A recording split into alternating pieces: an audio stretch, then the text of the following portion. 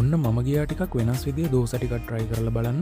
ඉතින් විශේෂයෙන්ම කියන්න ඕනේ හෝමගම ගොඩගම ඒරියා එකේ මේ වගේ දෝස කන්න තැනක් මට මීට කලින් හම්බ වෙලා තිබ්බේ නෑ. මාත් පාරේ යනකොට අහම්බෙන් තමයි මේ place එක දැක්කේ. ඉතින් මේ වගේ දෝස කන්න තැනක් ඔයාලත් දන්නවා නම් පහලින් comment කරගෙන යන්න. ඉතින් මෙතන වර්ග ගොඩකින් ලොකුම ලොකු දෝස තියෙනවා.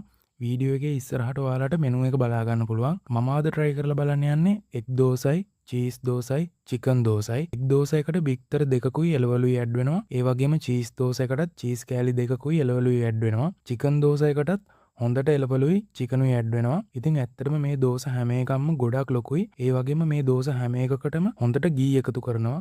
ඉතින් අපි මේ දෝස try කරන්න ගියේ මීගොඩ ආයුර්වේද ගාවම තියෙන මිස්ටර් සයෝ එකෙන්. මෙතන දෝස විතරක් නෙමේ තව කෑම වර්ග ගොඩක් තියෙනවා. ටේක් අවේ කරද්දි මෙයාලා හොඳට මේ ටික පැක් කරලා දීලා තියෙනවා. ඒ වගේම අපිට දෝස කන්න සම්බෝලයි මදි නොකියන්න සාම්බාරුයි හම්බ වෙලා තියෙනවා. ඉතින් ඇත්තටම මේ දෝස ටික නම් නියමෙටම තිබ්බා. මට නම් මේක අලුත්ම එක්ස්පීරියන්ස් එකක්. ඔයාලත් try කරලා තියෙනවා නම් කමෙන්ට් එකක් දාගෙන යන්න. try කරලා නැත්නම් අනිවාර්යෙන් try කරලා බලන්න. තවත් මේ වගේ වීඩියෝස් බලන්න අපිව follow කරලා තියාගන්න.